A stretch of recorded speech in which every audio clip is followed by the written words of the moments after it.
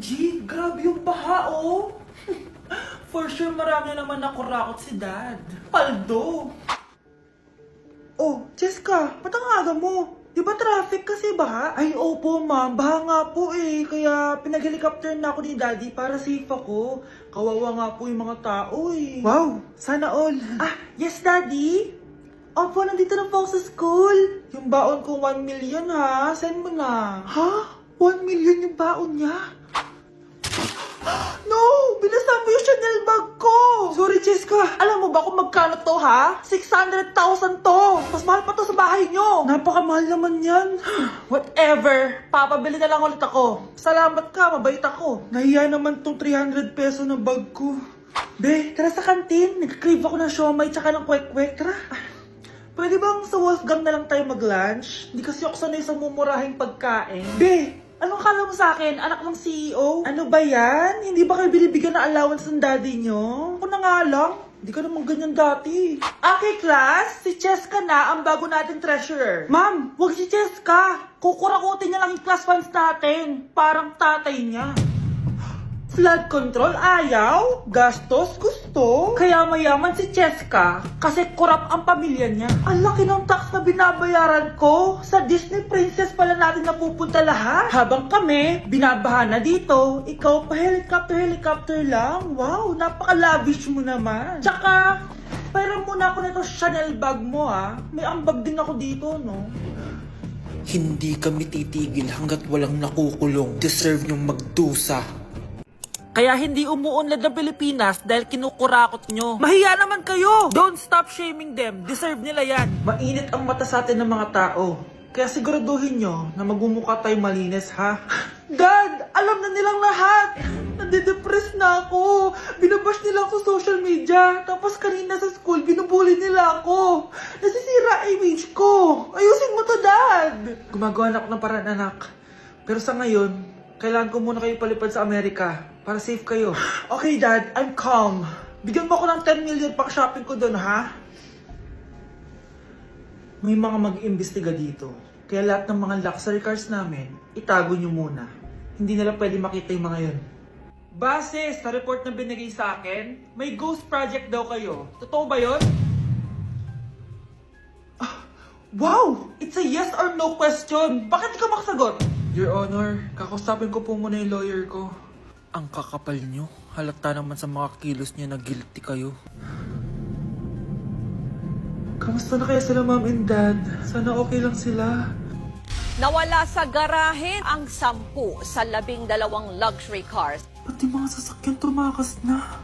Hindi kami papayag na hindi kayo mananagot. Hindi kami mananahimik sa issue na to. Anak! Umagang-umaga, cellphone agad hawak mo? Tignan mo ito napanood ko. Huwag mag-cellphone agad pagkagising mo sa umaga kasi pinapataas mo lang ang stress levels mo. Ano ba naman yan, Nay? Oh, doktor na may sabi ha. Tigilan mo na yan. Maniniwala pala tayo sa doktor. Sige. Grabe, ang init. Paniligo na nga ako. Nay, may napanood ako, oh. Kung may nagsabi sa'yo na dapat kang maligo araw-araw, isang malaking kasinungalingan yan. Oh, sabi ng doktor, Nay, bawal daw maligo araw-araw. Ba't ka naliligo? Oh, sige, din ako maliligo. Kung akala mong healthy ang mga prutas, pakinggan mo tong sasabihin ko. Oh, Nay, nagsalita na yung doktor, ha? Huwag ka na kumagat dyan. Pati ba naman prutas? Hay, magmamatcha na lang ako. Kung akala mong healthy ang mga matcha, pakinggan mo tong sasabihin ko. Hala, sabi ng doktor, hindi daw healthy yung matcha, Nay. Huwag mo na inumin yan, ha? Pati matcha, bawal. Sinisira mo ang utak mo sa paggamit ng mga betchin. Oh, Nay, sabi ng doktor, sinisira mo daw utak mo. Huwag ka na maglagay niyan. Tama na! Oo na, lahat ng ginagawa ko masama sa akin. O sige, Nay, titigil na ako. Basta mag-cellphone na ako, ah. Sige na, mag-cellphone ka na. Pero huwag ka magpupuyat, ha? Masama pa rin yon. Malaking kasinungalingan yung sinasabi nilang bawal ka magpuyat. Anong sabi mo, Nay? Sabi ng doktor, pwede naman eh. Bye! Ew! Tingnan mo nga itsura mo. Hindi ka bagay sa school na to. Wala akong oras makipag-away sa Cheska. Talaga? Eh di bibigyan kita ng oras. Hoy, babae ka! Subukan mo saktan ng basic ko. Makakatikim ka sa akin. Look who's here. Ang BFF niyang squatter. Anong sabi mo? Aray! Aray! mo akong angasan, be. Baka gusto mo mabura yung mukha mo. Hoy, Patricia, tama na yan. Awayin mo pa tong besi ko, hindi lang yung matitikman mo sa akin. Walang iya kayo, ipapa-guidance ko kayo. Lagot kayo sa tatay ko. Go lang, be. Papuntahin mo dito yung tatay mong korap. Pag-meet and greet kami. Hindi pa ako tapos sa inyo. Ay, banatera ka talaga, bes. Alam mo yan, bes.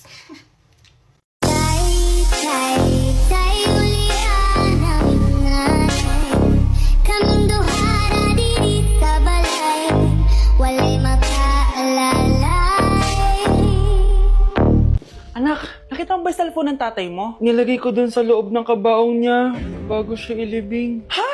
Ba't mo naman ginawa yun, anak? May mga importante laman doon. Baka sakaling buhay pa siya para matawagan niya ako. Ay, Diyos ko talaga tong batang to.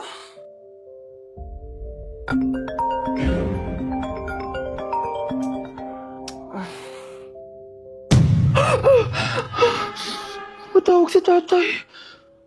Nay, kailangan natin pumunta sa sementeryo. Tumawag sa akin si tatay. Anak, pwede ba? Wala akong oras makipagbiruan sa'yo. Marami pa ako tatapusin trabaho. Pero Nay, pag di ka pa tumigil, kukunin ko yung cellphone mo. Tay, sumagot ka. Alam kong buhay ka. Sa lahat ng pwede kong makita, ikaw pa talaga. Jessica, tinatawagan ko lang tatay ko. Nababaliw ko na talaga, no? Patay na tatay mo, di ba? Baliw. Hindi, buhay siya. Ito tandaan mo. Kapag hindi ka pa tumigil sa kabaliwan mo, susunod ka na sa tatay mo. Sinabihan akong baliw ni Jessica tapos sinaktan niya ako. Totoo naman, di ba? Nabuhay ka. Anak, nabalitaan mo na ba? Ha? Ang alin, Nay? Patay na si Jessica. Natagpuan siyang walang buhay dyan sa may ilog. Ano? Ay, Diyos ko, kawawang bata. Tay, sumagot ka na please. Ikaw! Ikaw ang pumatay sa anak ko! Ano? Eh siya nga to ng away sa akin eh. Ikaw ang huli niyang kasama. Tandaan mo to. Isusunod kita sa tatay mo. Tay, hindi ko na alam gagawin ko. Sinisisi ako ng nanay ni Jessica sa pagkamatay ng anak niya. Natatakot ako. Anak, yung nanay ni Jessica. Oh, Bakit, Nay? pinatay daw. Binitin sa may puno. Ano? Nakakatakot na dito sa barangay natin, anak. Sinong pumapatay sa kanila? Nay, may tao. Sino po sila? Magandang araw po. Ako po si Detective Jason. Ako ang may hawak sa investigation case sa pagkamatay ni Cheska at ng kanyang nanay. Bakit kayo nandito? Dahil dito.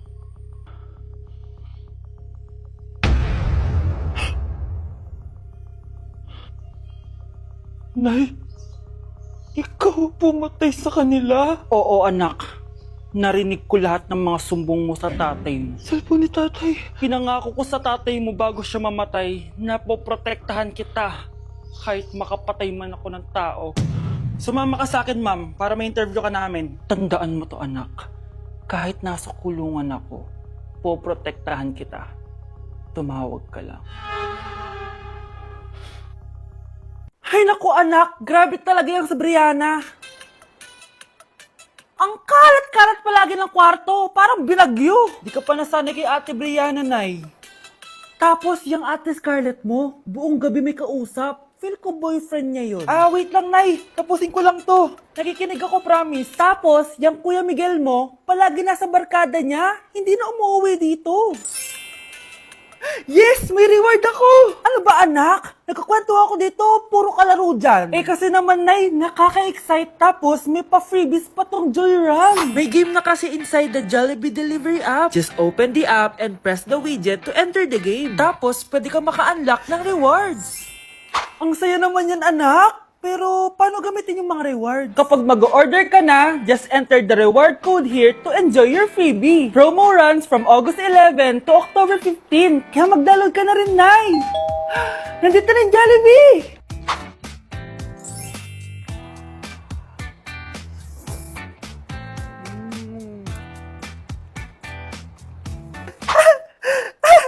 Yes! May reward ako! Ay, wow! Nag-enjoy na rin siya, oh. Sa teacher nating naging pangalawang nanay natin. Oh, Scarlett, kanina ka pa tahimik. May problema ka ba? Ano po kasi, ma'am? family problem lang po. Oh, kwento mo sa akin, makikinig ako. Baka may matulong ako sa'yo. Nak, ang bababa ng mga scores mo sa akin. Nangangalib kang bumagsak. Ma'am, sorry po. Dami ko po kasing inisip na itong mga nakarang araw eh. Sige, pagbibigyan kita ngayon ha. Pero promise mo sa akin na babawi ka next quarter. Talaga ma'am? Thank you ma'am. Babawi ako, promise. Sa teacher nating hindi madamot sa grades. Okay class, pwede na kayo mag-lunch. Oh, hindi ka kakain? Wala po kasi akong baon ma'am. Oh, eto. Kumain ka na oh. Salamat po, ma'am. Magsabi ka lang sa akin, nak, ha? Hindi ka makakaisip ng maayos pag wala kang kain. Sa teacher nating nagbibigay ng pagkain, sa lahat ng mga teacher sa mundo na nagturo sa amin kung paano lumaban sa buhay, Happy Teacher's Day. Sakit ng pagkaramdam ko. Hala, ano nangyari sa akin? Nay? Anak, tulungan mo ako. Ano nangyayari sa'yo, Nay? Pati ulo ko. Nay, ito na yung gamot mo. Tama na.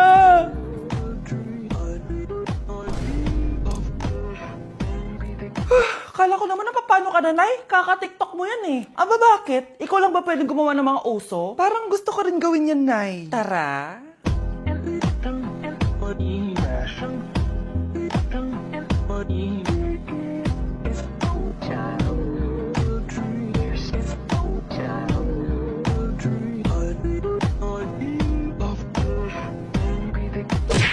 Gusto ko lang maging malinaw sa inyo na dito sa klase ko, ako ang nasusunod. Naintindihan? Ma'am, ito po yung assignment ko. Anong klaseng assignment to? Parang ginawa lang ng bata. Mababa lang grades mo dito, Pinaghirapan ko yung assignment na yan. Sino ang pambansang bayani natin? Ma'am, Scarlett. Ang pambansang bayani natin ay si... Oops! Napakabagal mo sumagot. Ang pambansang bayani natin... Straight to the point ang kailangan ko sagot. Ayusin yung sumagot, ha? Hindi na kayo elementary. Opo, ma'am. Pinayagan ba kita kumain sa loob ng klase ko? Ma'am. Akin na yan. Kung ayaw nyo binabastos kayo, wag nyo akong bastusin. Oo, be. Kain tayo sa labas mamaya, ha? Hala, galit na si ma'am. Umalis lang ako saglit, ganyan na kayo. First meeting pa lang natin, pinapakita nyo ng mga ugali nyo. Buti pa yung kabilang section, tahimik lang. Kayo na ata ang worst section na napuntahan ko. Kung kami ang worst section, ikaw ang worst teacher. Sorry po, ma'am. At dahil dyan, bibigyan ko kayo ng maraming assignment. Ma'am? Oh, Scarlett, kamusta ka? Sana ikaw na lang ulit teacher namin. Ang sungit ng bago naming teacher eh. Hayaan mo, next quarter, ako na ulit ang magiging teacher nyo. Talaga, ma'am? Thank you, Lord! Okay, class! Na-miss nyo ba ako? Bumalik na si ma'am! At dahil first meeting natin, hindi muna ako magli-lesson. Gusto nyo ba yon? Ma'am, pwede po kami kumain sa kantin? Sure! Oh, yung mga gustong kumain, kumain na. Gawin nyo na lahat ng gusto nyong gawin. Basta, today lang yan ha. Next week, mag-lesson na tayo. Grabe, ang bait talaga ni ma'am, no? True be, kaya favorite ko yan si ma'am eh. Tara na, kain na tayo. Okay, class, what is the powerhouse of the cell? Scarlett? Ano ba yun? Starts with letter M. Mitochondria? Very good! Kaya mo naman pala eh. Thank you, ma'am. Oh, class, mag-e-exam kayo ha. Dinalian ko na to para sa inyo. Lahat ng nasa lesson natin, nandito. Okay, get one and pass. Oo nga, ang dali lang. Makaka-perfect pa ata ako. A few moments later. Okay, time's up. Pass your papers. Wow naman, lahat kayo nakakuha ng high scores. Magaling ka kasi magturo, ma'am. Okay, class, dahil Friday ngayon, gusto ko mag-enjoy kayo sa weekends. Kaya naman, hindi ako magbibigay ng assignment. Yes, thank you ma'am. Makakagala ako. At isa pa, class, malapit na mga anak si teacher, oh. Magli-leave muna ako ng ilang months. Ha? Habang wala ako, si Ma'am Diana muna ang papalit sa akin. Maging mabait kayo sa kanya, ha? Hi, class! Namiss niyo ba ako? At dahil first meeting natin, may surprise quiz kayo. Nandito na naman yung pet peeve ko. Hindi! Hindi!